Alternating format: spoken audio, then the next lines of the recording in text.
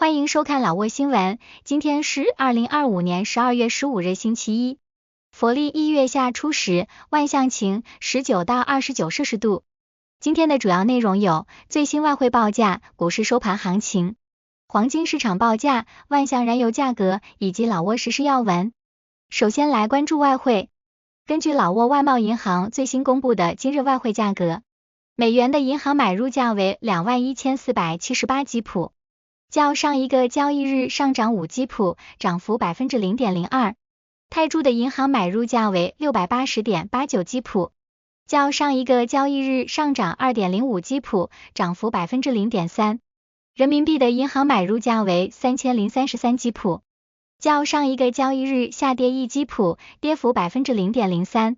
再来关注股市行情，根据老挝证券交易所最新收盘报告显示，上周五老交所综合指数收于 1270.55 点，较上一个交易日上涨 3.18 点，涨幅 0.25%。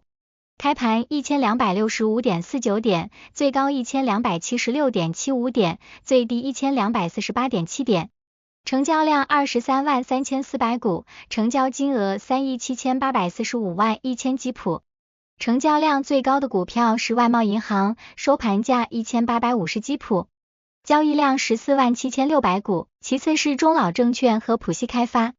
成交额最高的股票是外贸银行，收盘价1860基普，交易额2亿7411万8000基普，其次是联合发展银行和浦西开发。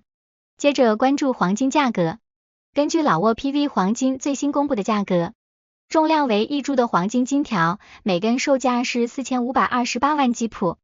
较上一次报价上涨23万基普，涨幅 0.51%。然后关注今天的万象油价，今天万象10个加油站执行12月10日老挝工贸部公布的燃油价格，柴油每升18790基普，普通汽油每升23440基普，95号汽油每升28180基普。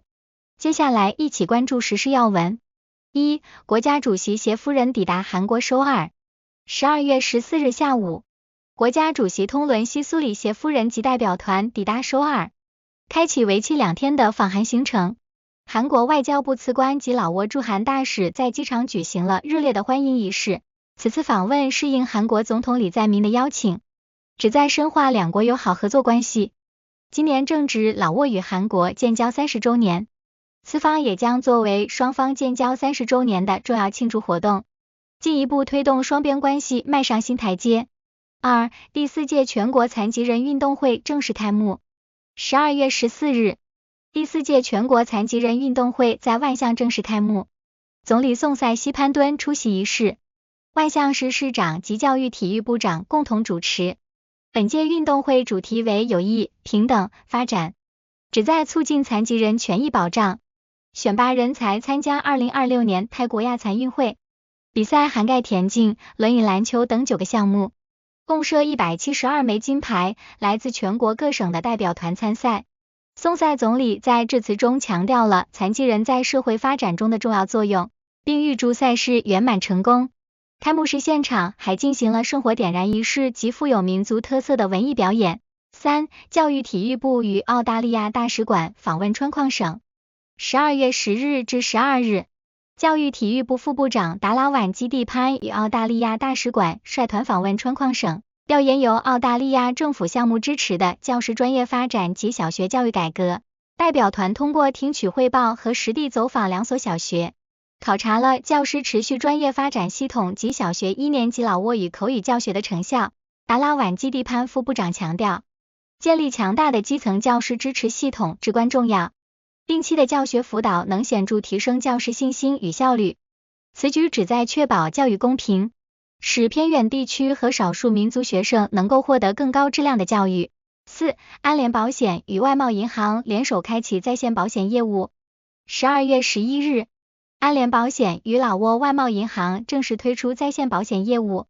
此次合作实现了金融与保险服务的一站式集成，旨在为用户提供极简、高效、全天候的投保体验。